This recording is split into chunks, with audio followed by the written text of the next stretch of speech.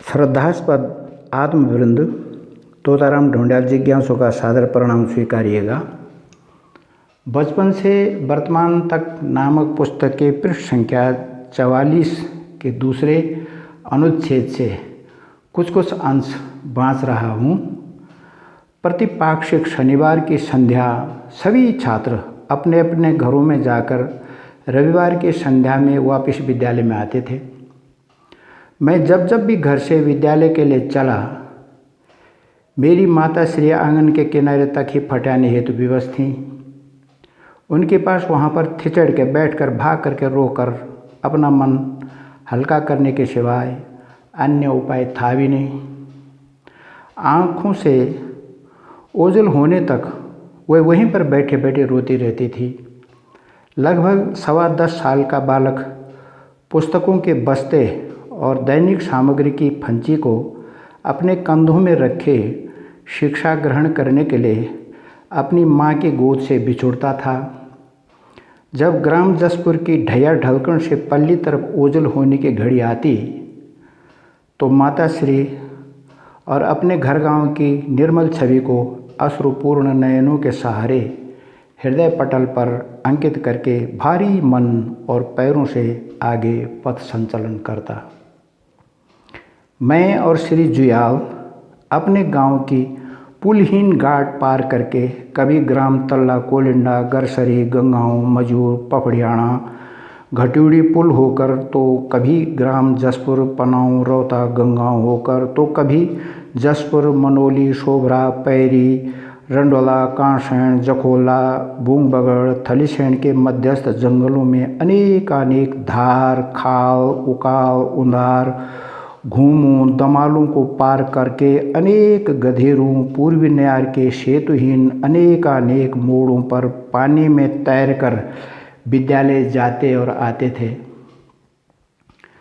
ग्राम पनौ, रौता, पितृसैन के अनेक पुरुष जाति क्षेत्र का भेदभाव किए बिना वहाँ पर उपस्थित अनेक छात्रों एवं उनके सामान को अपने अपने कंधों में रखकर ग्राम गंगाओं के समीपस्थ पूर्वी नयार के चौड़े फाट से पार कराते थे। फाट पार कराते समय मटमैले उफानों के तेज घुमावदार बहावों को देखकर हमारे मन मस्तिष्क सुन्न हो जाते थे, किंतु कंधों तक पानी में डूबे होने पर भी हमें तैरने वालों के प्रतिबिंब स्मरण आते ही उनके लिए स्वतः स्फूर्त मंगल कामनामय नतमस्तक होता है। अब वहाँ पर झूला पुल स्थापित है। होनी होके रहती है कि रोमांचकारी घटना सुनिए। भाद्रपद मास की नंदाष्टमी के दिन उक्त दोनों साथी अपने अपने घरों में रहे और मैं अकेले ही विद्यालय के लिए चल पड़ा। कृष्ण जन्माष्टमी के दिन जो पाती का मेला लगता है उसे अगोपति, और नंदाष्टमी के दिन जो पाती का मेला लगता है उसे पछोपति कहते हैं। ग्राम रौता में पछोपति का मेला था। प्राणदाता ने जिस दिन मुझे धराधाम में भेजा उस दिन भादो 23 गति थी। अपने 11वें साल के प्रारंभिक मास में अनजाने में ही प्रदत्त कड़ी परीक्षा में सफल हो गया। बच्चा ही तो था, उक्त मेले को देखने में आगे जाना ही भूल गया। मेला समाप्त, सभी अपने अपने गंतव्य को चल दिए। मैं किसके घर जाता? मूसलाधार वर्षा ने छतरीहीन मुझे वहाँ से लगभग 1 किलोमीटर नीचे उतराई उतरकर पूर्वी नयार के किनारे स्थित गुफा के अंदर रहने हेतु विवश किया।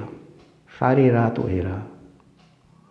माता श्री की बनाई दी हुई दौनेली रोटियां खाकर अचेतन अवस्था में वहीं रात्रि विश्राम के अलावा दूसरा विकल्प था भी नहीं।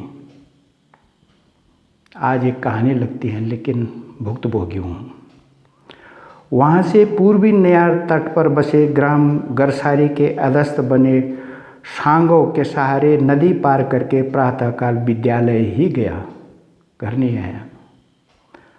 उस समय शरतकालीन फसलों को संभालने के लिए फसल तातली नामक 15 दिनीय छुट्टियां मिलती थी।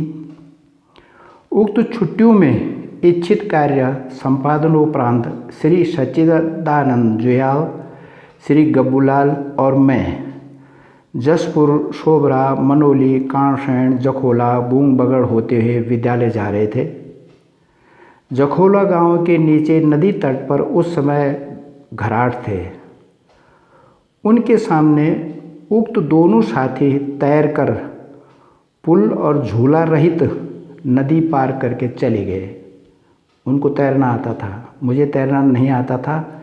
मैं बहकर दूर एक बड़े डांग में बैठ गया। जूट से निर्मित बोरिया की चुंटी से सिर में रखी पुस्तकों की फंची भीगी, किंतु माँ सरस्वती की कृपा से बही नहीं। जूट से निर्मित बोरिया की चुंटी से सिर में रखी पुस्तकों की फंची भीगी, किंतु माँ सरस्वती की कृपा से बही नहीं। शरदकालीन निर्मल जल के भीतर धवल रेत की प्रत्येक कण साफ दिख रही थीं। उक्त दोनों साथी आए और मुझे पार ले गए। हम विद्यालय चले गए। प्राणदाता परमात्मा की दुर्वा देणी हुआ, वाग्देवी की दुर्वा देणी हुआ, धूप से मौलियाँ, चाम से फुलियाँ। ओम।